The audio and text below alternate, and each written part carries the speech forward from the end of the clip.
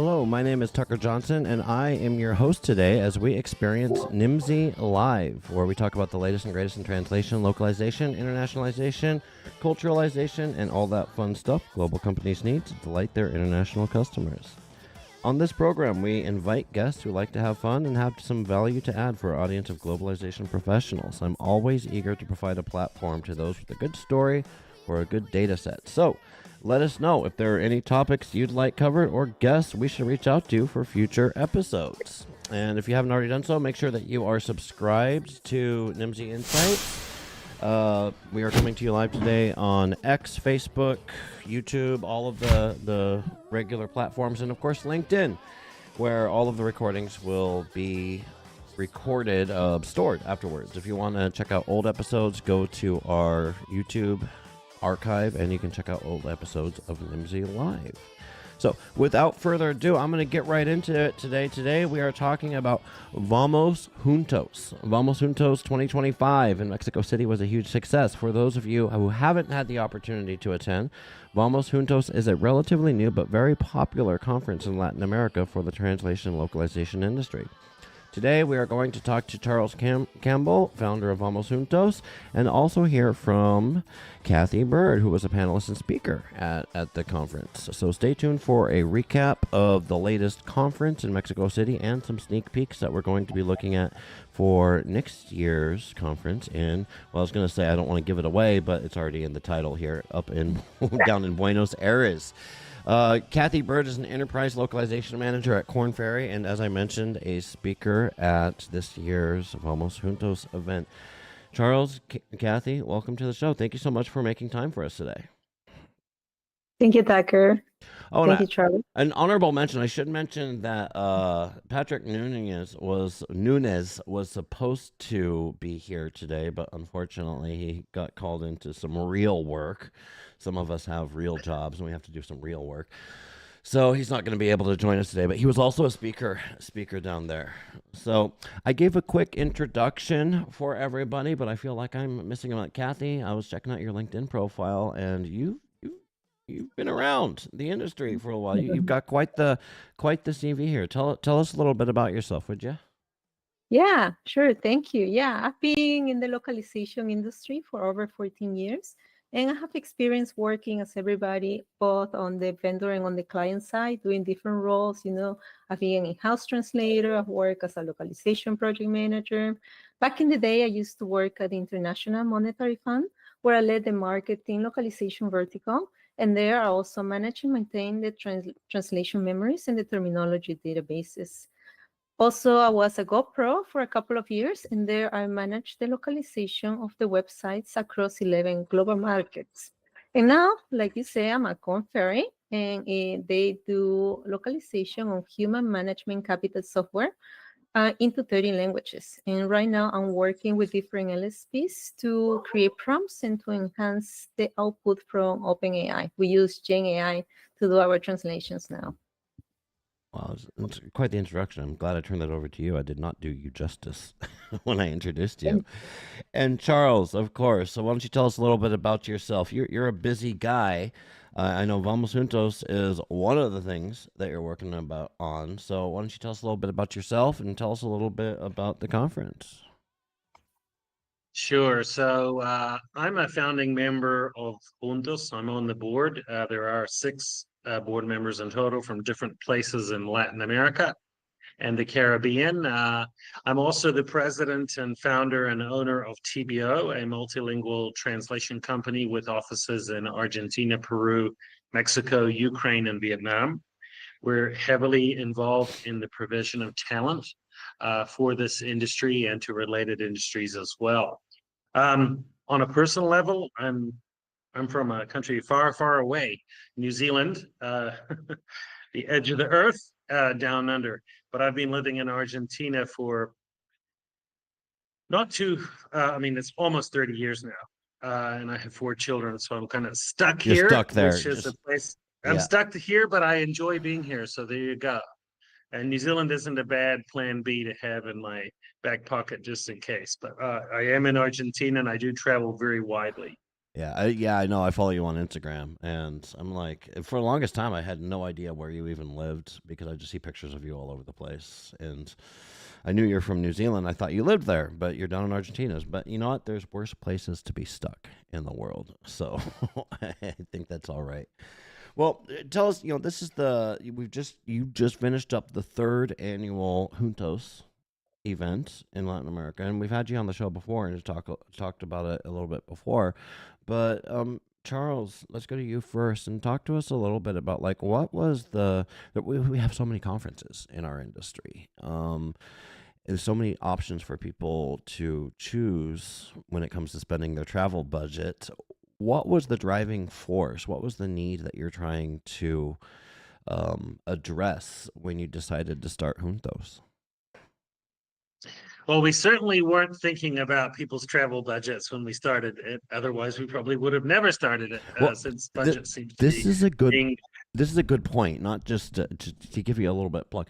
Juntos is a pretty affordable. Like you can spend a lot of money on some of these conferences in our industry and really break the bank. And Juntos, let's just say, is really an accessible conference, and that's one thing that I've always admired about it. Sure. I mean, we started out Juntos, the organization, with the objective of raising the bar of standards in Latin America and the Caribbean in the translation, localization, and interpreting industry. And we mean to do that by many different things, but among others, promoting face-to-face events in which people could network, benchmark, coach, mentor, learn, teach, and so forth. And that is why we felt it was essential to organize an on-site face-to-face event. I mean, we're just coming out of the pandemic. It was 4 years ago, Right. and people were sick of virtual events. Mm. And also, Latin America is a very large region. Latin America and the Caribbean is around the size of the United States and Canada combined. And distances are very large in terms of getting from one place to another. And very often what would happen is that someone in Brazil or Mexico or Argentina or Chile or Peru would know more about what was going on in Boston or in Seattle or in London or in Berlin than they did about other parts of Latin America and the Caribbean.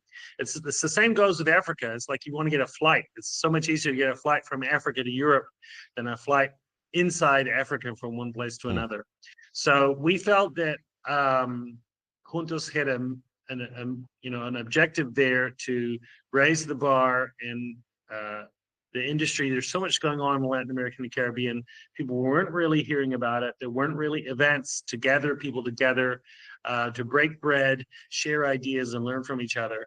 And that's why we started doing the on-site conferences. The first one was in Rio de Janeiro 3 years ago. The second one was in Lima, Peru.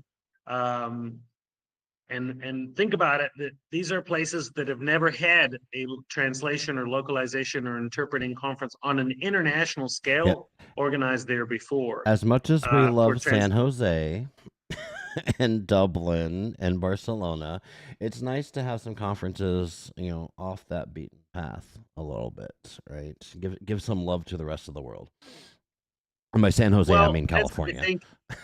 In part, I think it's because the organizers of the major conferences in the industry are also under cost pressure, and they often sign multi-year agreements with one hotel. So they will go to, I don't know, Dublin or wherever every second year for the next 6 years. And that's fine. I understand that. I'm not criticizing that. But with Juntos, we wanted to organize the summit, which is called VAMOS Juntos. Bearing in mind that Juntos in Spanish means together, and in Portuguese it's spelled exactly the same way, and it's pronounced Juntos, means together, bringing people together in different places around the region. So that's why we had in the middle east of the Latin American region, Rio de Janeiro, and then the middle west of the region in Lima, and then up to Mexico, and then next year down to Argentina. So we're kind of doing the rounds, so to speak, to bring people together, rather than doing the same old. As much as I would like to go to the beach in Rio de Janeiro every year. Right. Very cool. Kathy, you had a couple different sessions there. I know you were on a panel and you also did a talk. Tell us a little bit about, well, first of all, tell us a little bit about your experience. How'd you get roped into this by Charles? What was your experience like? And then tell us a little bit about your talk that you had done there. You know, the experience was great. It was wonderful. It was such a great conference, great organization. We're so thankful. It was the first time for us. This was very special because I don't know if you heard, Tucker, but I was there with my sisters, Carla and Karina, and they're also in the localization industry. Oh, So nice. it was very endearing for us to do this presentation together, you know, for the first time. So you get to know a little bit more about the K sisters and how we are transforming our service relationships into partnerships with the LSPs that we work with. So we tackle different points. We talk about what is a successful partnership, what's a poor partnership, and the steps, you know, that we can work on. I remember Karina mentioning, you know, that we're all humans, you know, we make mistakes. So the idea is to keep working and learning from each other. Mhm. And yeah. And then we had the buyers panel. That was very interesting because we had a lot of questions in there. We talk a lot about AI, and we coincide with what Renato said at the ending, in his ending note, that the TEP is kind of outdated and now it's more focused on, I work with Gen AI, so we're focusing more on light machine translation or full machine translation post editing. Yeah, and so not to skip ahead too much here, but what would you feel were some of the key takeaways? I'm going to ask both of you this, but I'll start with Kathy. What were some of your key takeaways from the conference? Things that you learned, or kind of ideas that you were exposed to that made you really think about it on the plane ride home? Well, you know, Jan's presentation or reskilling, new language technologies, and highlighting the importance of being curious and adapting to change. Then one of the things I really liked was Nora's presentation. She did show us about AI chatbots and the different outputs that she got from different Gen AI translation engines and how we should use them effectively. Then we had a good talk with Javi. We all love Javi. Oh boy. So yeah, so we talk about the human side of social selling. Then there were so many good presentations, you know. The one that the women leaders panel did, that was very important, you know, having the right business and the personal partners and continuous learning. We always talk about imposter syndrome and embracing culture of failure, not culture, failure. Yeah. So, and was it a lot of well, let's go to you, Charles, about key takeaways here before I move on to my next question. Because Sure. you've been Before doing I this tell 3 you about my years. key, oh yeah, it just gets better and better. Before I get on to the key takeaways, I was just remembering that having the three sisters there was amazing. And Cecilia Maldonado, who's always very witty, coined the phrase "the Kardashians," the Peruvian Kardashians. It was it was great, wonderful for Juntos to have people from the buyer's side at the event. That was basically the first time for us, and we were thrilled to have them at the conference, and also representatives of other organizations like Uber and Rotary. So it was great. So my key takeaways, I mean, it just gets better and better. I've been to all three summits so far. The first one was in Rio with 55 people. The second one in Lima was 150 people. And in Mexico City, we were just over 140. As I said, these are places that aren't normally on the map for events. So people went to the event with a lot of expectations to be able to combine some kind of off-event tourist attraction, like going to the Machu Picchu ruins in Peru after the event, or touring the city in Rio de Janeiro. And Mexico City definitely didn't disappoint in that regard. I went to the Teotihuacan pyramids. We had amazing food. We always have amazing food. It is Latin America, and the diversity of Latin America and the Caribbean is manifest. You know, it's not all tacos in Latin America and the Caribbean, as some people think. And there certainly was no Tex-Mex food available in Mexico City. It really was an amazing event in many different ways. We had just better and better speakers. People were very excited. We had a rooftop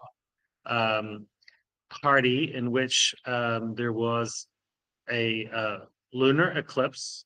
Wow. Followed by an earthquake in which they That sounded was great. siren. Yeah. Yeah. And then to cap it off, we had some tango dancers come in to announce Argentina, Buenos Aires as the next site for the event. So really, from many different angles, from the quality of the presentations to the quality of the installations in cuisine, the quality of the destination itself, the social and networking aspect, really, it didn't disappoint on any front. And as you said, Tucker, it is an affordable conference. Literally, it costs a third of what a comparable conference would cost in North America, which I think is just amazing. Yeah. And included the meals, included beef, included fish, chicken. It's not like certain conference that you go, it's just mac and cheese or very, you don't get choices. So that was a highlight for me. Because you're hungry, you don't want to go outside and look for food. Well, yeah, and I know, the conferences are what we're supposed to get excited about. Like the official line is, "Oh my gosh, I learned so much. The speakers were great. The keynote speaker was awesome. Oh my gosh, I took so many notes." That's the official line. That's what you tell your boss when you get back, right? Now, I talk to a lot of people about a lot of conferences, and one of the things that they always talk about first is the food. How was the food? And for 3 years now, I've been hearing about the food in Latin America because of the VAMOS JUNTOS conference, right? It seems like I think you've nailed the ratio between professional development, learning panels, and stuff like that. And as you were mentioning, the side stuff, the tourist stuff, you have it in these events. You have these events in places where, there are different offsite excursions and things that you can do, and the food and the parties, and you hear tango dancers. It's the first I've heard about that, right? But it's important. It's important, right? Because and I always say that the two things I always hear people talk about, not to say it's all that they talk about, but the two things I always hear people talk about is the keynote speaker and the food at every conference out there. Well, that's the thing. Latin America is so diverse. So the food in Argentina next year will be totally different from the food we just had in Mexico. The food in Lima, Peru, with an ocean view from the dining area, was really top of the world. And in Rio de Janeiro, we were right literally in front of the beach. We didn't have a beach view like in Lima, but we could just walk across the road to the beach. So these obviously add a lot of, special condiments to the event. And we had a opening keynote from Evandro Magalhães, and then we had a closing keynote from Renato Beninato. So it was like a Brazilian takeover, which was very interesting. The Brazilians are overrepresented there, it sounds like. You need to... Evandro is very sonorous and philosophical, and Renato is certainly more kind of humorous and more bombastic, if you like. But it was a great opening and closing of the event. But we did have people from all over. I mean, there were people from Peru, from Argentina, from El Salvador, from Mexico, of course, from Colombia. We had a lot of people from the United States. Yeah. It's important to remember that a lot of people who work in the translation, localization, and interpreting industry in the United States have a connection to some other country. And very often that can be through Latin America, either through immigration or through military service or through some church involvement. But a lot of people who are in the translation, localization, and interpreting ecosystem in the United States have a very strong connection to Latin America. So we had a lot of Americans there, also Canadians. We had someone from China, someone from Australia, Canada, of course. It was wonderful. So really, it was the highest caliber of speakers I've ever come across at an event. I mean, every single presentation was just knocked it out of the park. So really, I'm very excited about next year. I mean, it's like, gosh, how do we beat that? I don't know. Well, you mentioned that, well, historically, VAMOS Juntos, I mean, it was designed to kind of be a place for Latin American companies and professionals to get together within Latin America, view different parts of Latin America, all of that stuff. And you mentioned you're having more and more client side professionals come. So this year you had different representatives from buyers of localization services. Is that a trend do you expect in 2026? Do you expect to attract more buyers, or give me the pitch? And Kathy, maybe this is a question for you before we ask Charles, because you're one of those golden CVs that has both client side and vendor side experience on it. So maybe you can see it from both sides here. What is the appeal for a buyer side localization professional to go to Juntos, Vamos Juntos? Initially I was afraid because I'm thinking I'm coming from the bio side, but no, I learned, got to learn so much about the tools, the vendors, new vendors. I got to set up meetings afterwards to see their products and to see if we can have partnerships in the future too. So I think for me, it was very, very useful to learn more about South American companies. I didn't know, for example, I'm from Peru. I didn't know there are companies from Peru that are doing so well in localization. So that's very nice and endearing to see. So yeah, it's just to be able to work with more smaller service providers than these big companies that take over, right? Mm-hmm, mm-hmm. And there's a lot of big buyers out there. They do want to explore that. They want to go with the smaller, more professional, more specialized vendors. And if they're going to do that, the best way to do it is to go meet them in person, talk to them on their home turf. What do you think, Charles? Well, I call the buyer side the dark side. Yeah, I do We too. had several attendees Usually not from the live dark on side. air, but Yeah, we had several Siths in attendance. It was great. I talked to Jose Palomares, who wears two hats as yeah. president of the Globalization and Localization Association on the one hand, and also a senior manager, I believe, at Coupa Software on the other hand. Mm-hmm. And he said that at Gala they are having more buyers attend as well. So I I think heard that. Yeah. it's a mixing of the waters here. Still, obviously, individual companies or even individual practitioners at some events will outnumber the buyers. But buyers are definitely getting more curious, and they're seeing value in attending events like Juntos. Juntos has no competing event in Latin America. Some people will bounce the ball around, say, do I go to Gala, or do I go to ALIA, or do I Right. go to EUATC, and are not really sure what to do.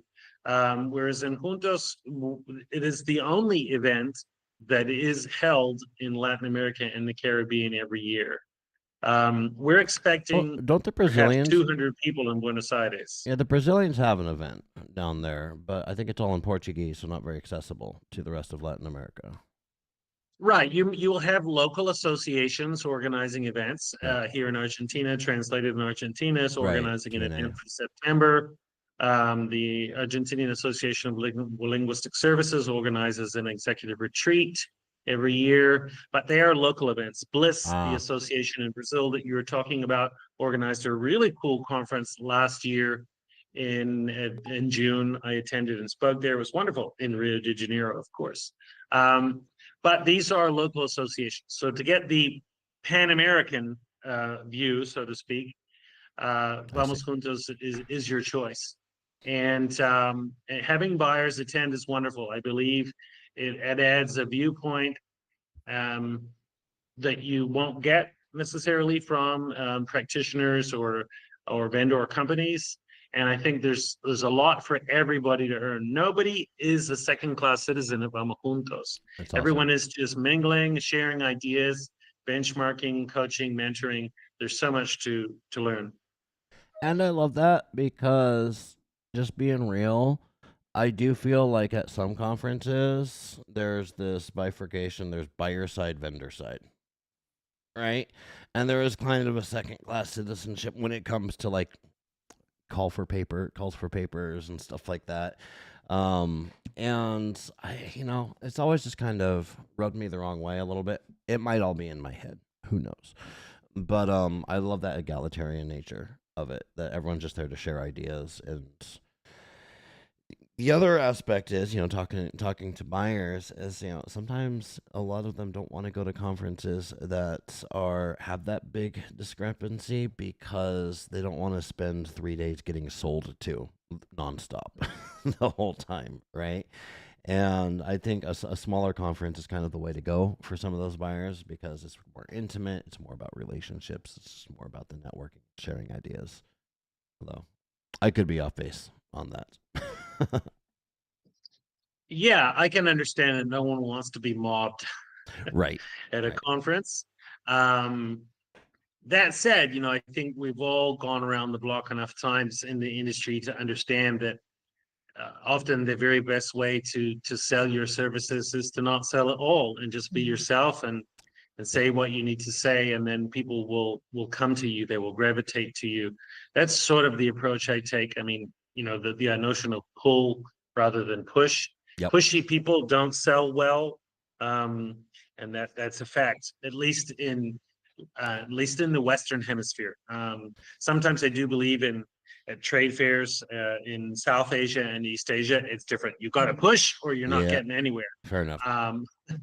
But that's a different cultural context.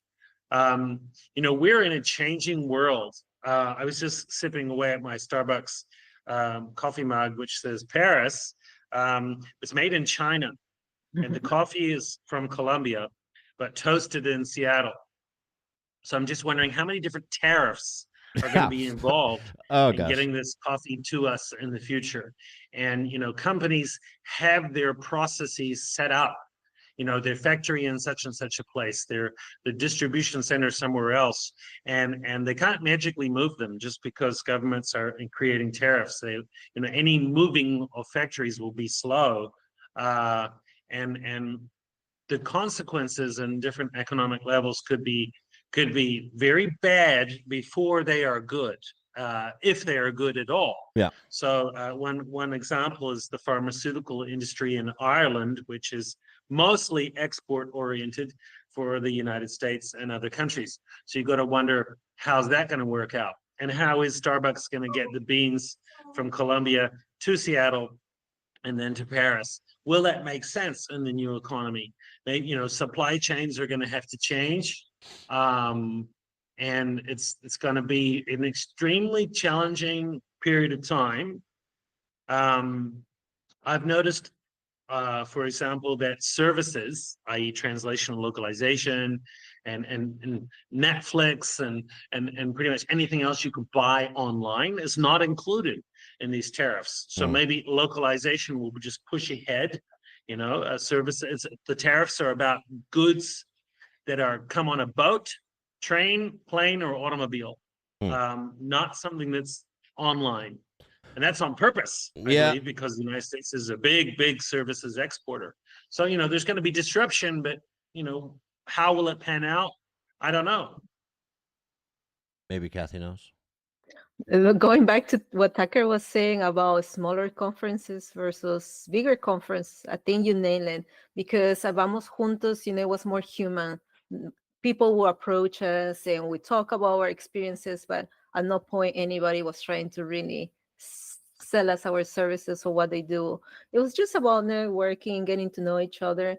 On the other hand, bigger conference like Lockworld, right? You'd get it's multiple cultures, right? And there it's bigger, and there is more of a goal there. And it's still you do a lot of networking, but there are much more LSPs or products that come to try to sell you their services.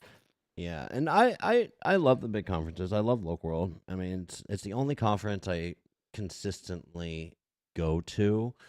Really, I mean, I don't get to travel as much as I used to because I got kids nowadays. But I love the big conferences, but I also love the smaller conferences because when I go to a big conference, there's so many people, so many people, it's just overwhelming. Like, Wow. there's no way I'm going to be able to talk to everybody.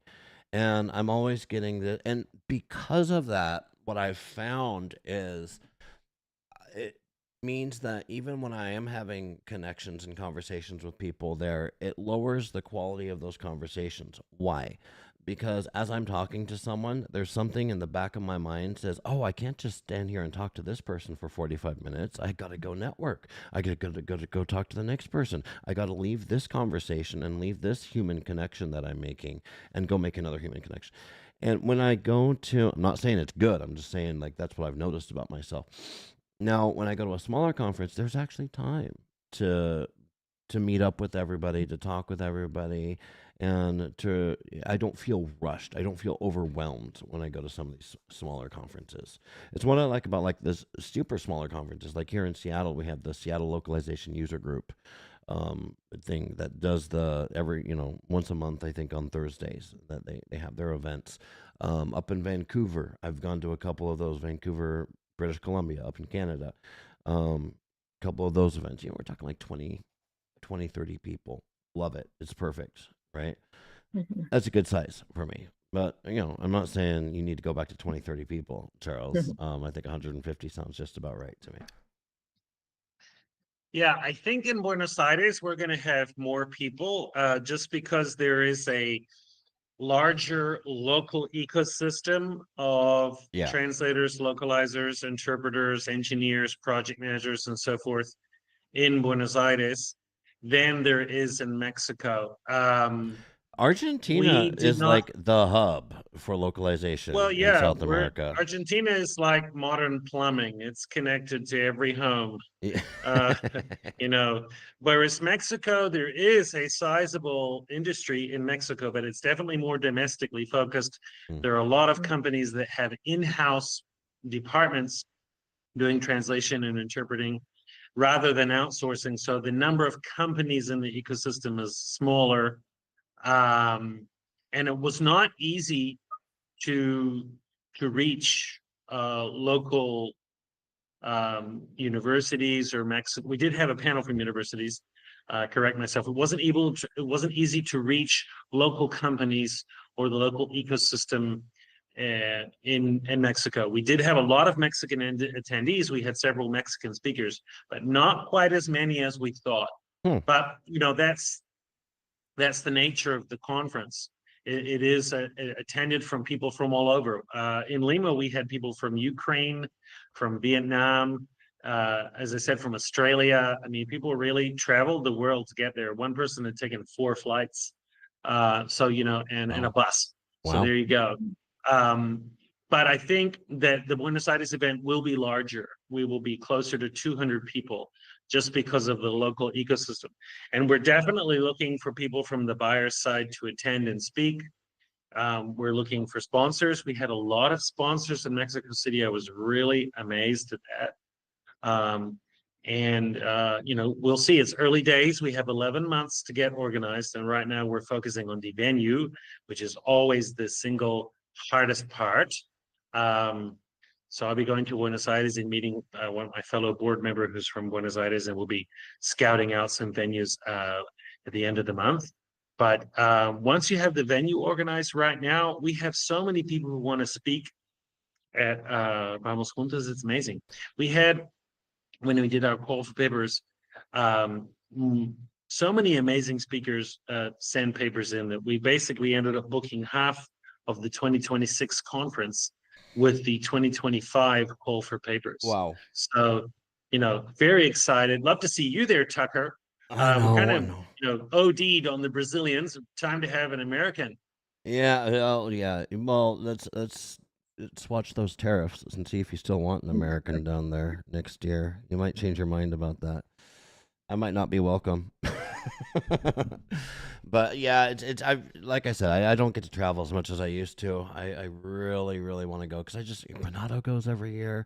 Eddie from Multilingual goes every year. I'm sure he's going to be writing about it. I saw he already did a podcast and stuff talking about it, and it's just like I feel like Vamos Juntos is like the secret, like the open secret, or like the best kept secret that everyone's kind of talking about behind the scenes. Like people that I actually care about what they have to say are talking about Vamos Juntos and saying really good things about it. So it's certainly on my list to get down there.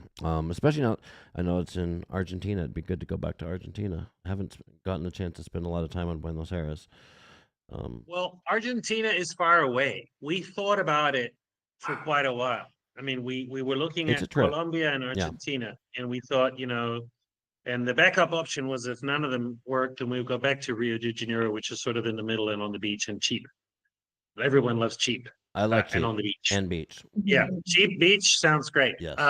But Argentina is far away, so your airfares are going to cost more. Fair. That's a fact. But Argentina is a fascinating place, and as you said, it's connected in to this industry. It's wired in to almost everyone. All the LSPs have somebody in Argentina. All of the buyers have some connection to Argentina. There's a lot of Argentinians working in the industry. Now, right next to Argentina is Chile. Chile is one of the most internationalized economies in the world. I don't know what they're going to do now with these tariffs, but they are heavily into free trade, internationalized economy, globalized economy. They have half the population of Argentina.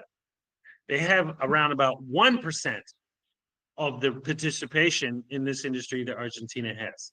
How do you explain that? I don't know. I mean, they're half the population. It's a very internationally looking country, but the localization and translation and interpreting industry there is tiny in comparison.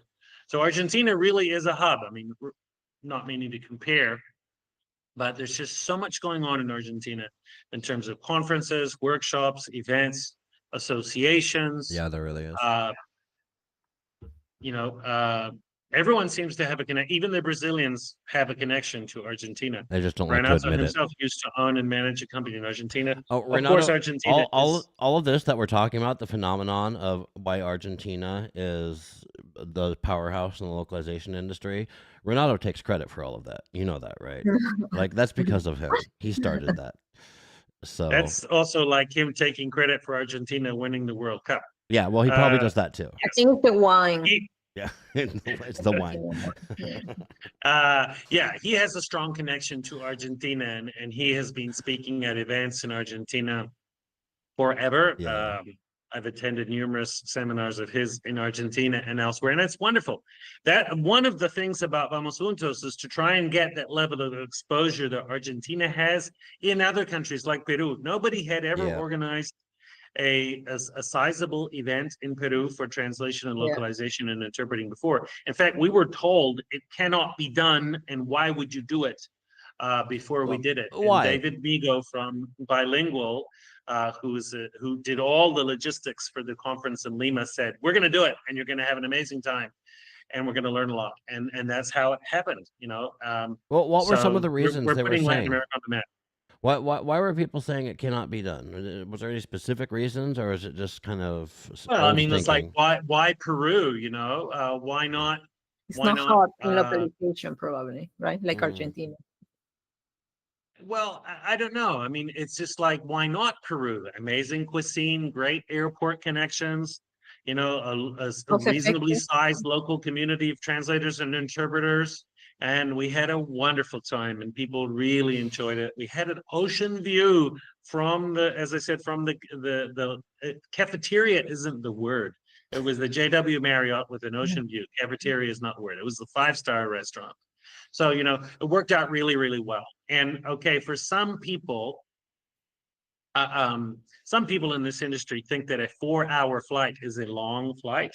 Well, shame on them, because they're in globalization and localization. That's not a long flight. So going to Peru, that's not even for a long layover.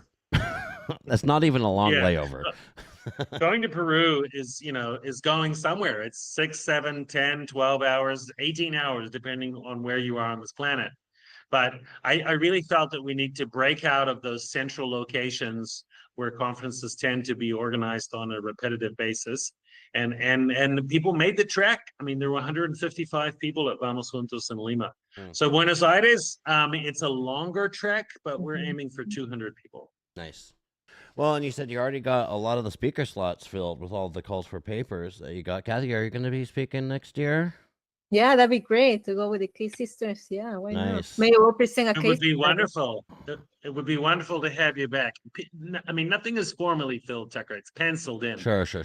Well, what are some of the but, topics? I'm curious. Like, what? Because I'm sure you get a lot of requests or proposals for speakers that kind of all want to talk about the same thing. Are there any trends that you see as far as what people want to talk about and what people want to hear about?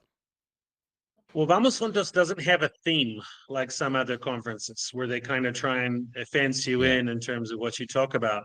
Language access was a huge topic at Vamos Juntos because of the executive order to create English as the official language of the United States and some other quick moves by government departments to shut down some contracts and so forth. Language access was definitely a hot topic, and people were very passionate and revved up about it. So that was sort of like informally, if you like, a track. Okay. And there are especially ramifications for interpreting. We had a lot of very high profile people from the interpreting industry, especially in the United States, attending, which was wonderful.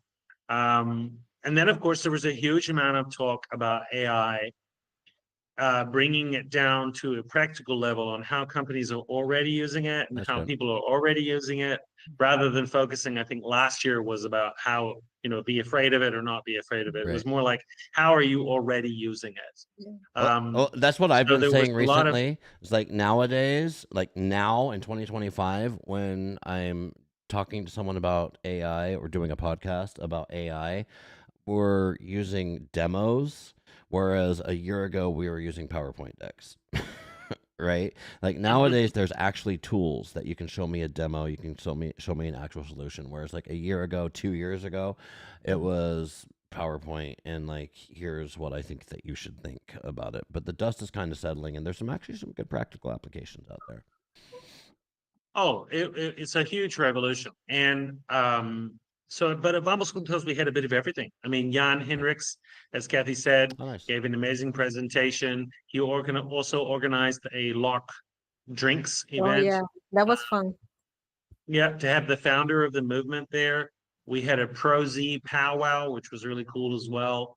There's just so many different things going on. There is no, as I said, no track, no suggestions about what to talk about. We haven't made a formal decision in Buenos Aires about that. But one thing we did learn was in Mexico, we had a great big room that you could split in two. And it sounded easy on paper, but actually when they had to split the room into two, it was very awkward and time consuming. And it actually made us get behind schedule, especially on the first day. So I'm pretty sure that we will not be splitting rooms in Buenos Aires. It will either be one big room or two rooms to start with, rather than having this sliding wall appear during the coffee breaks. So, lots to learn. We're not professional conference organizers. Myself and the other board members do not get paid. We donate our time, and we depend on speakers like Kathy putting their names forwards. And I mean, we had Karen Decker, president of the Association of Language Companies. We had, as I said, Jan Hendricks, founder of Lock Lunch. We had Jose Palomares, president of Gala. Yeah, you had like this is what's so cool about conferences in our industry is like there's no competition here. So it's like you had all of these other people from all of these other conferences, Gala, Loc Lunch, and Loc Drinks. I'm not even going to try to list all of them, but all of these other people. It's like you said, it's a real who's who of people, influencers in the language services industry. But tremendously so. It feels more like a high school reunion. It's very friendly, and it's not like, oh, what are you doing? No, it's like we're friends and we learn from what we do and how we operate. Yeah. That's what's cool about going to when I am able to go to conferences and stuff in this industry. It's just like, you're absolutely right, Kathy. It feels like a high school reunion. It's like, oh, I get to go hang out with my friends that I haven't seen, because It didn't feel like that the first time I went to a conference. It didn't feel like that the second time I went to a conference. But you get out there, you network, you go to enough events, and after a while, you start to see the same faces, and it's just a really cool environment to be in. And even though it's like a lot of us in this industry, we work from home, we work remotely, we're not going into the office every day and going out to lunch with our colleagues. A lot of us, not all of us. Um, it's still you have that opportunity to stay connected. All it takes is a little bit of travel. Well, maybe the idea is to get off the beaten track a little. I mean, I have sort of made a purposeful intent to to to go to the farthest fun places as possible. So I was in Riyadh in Saudi Arabia in November at the Translation Forum. Mm. There, I was in Zanzibar at the East Africa Interpreters and Translators Association event in February. I'm attending the African Language Companies Association first in on-site event in Cape Town in August. And I think I'm going to Sambed, which is the event that the Indian Translation Company Association organizes in New Delhi. So it's like the calendar is full of amazing places. And we are working in the industry of localization and globalization. So we got to know the world. We're investing in our cultural intelligence by attending these events. There is a business case justification. There is. For spending money on these events and getting out and seeing the world. I'm absolutely convinced of that. 100% agree. Well, Kathy, Charles, I'm watching the clock here, and I think it's about time to wrap up. I'll let you have any closing thoughts. We've covered a lot today, but Kathy, what do you have to say to people that are considering their travel itinerary for 2026? I think Buenos Aires has a lot of good Michelin restaurants. This is one of the things that I would love my sister to do, go to different restaurants. I've been to Buenos Aires before, and I've done a tour of the cemetery, which is very, very nice. It's wonderful. It has a lot of marble sculptures in there. And it has a lot of culture. So you will love, if you're a steak person, you will love all the beef in there. Oh yeah, for sure. I second that. Charles, closing thoughts.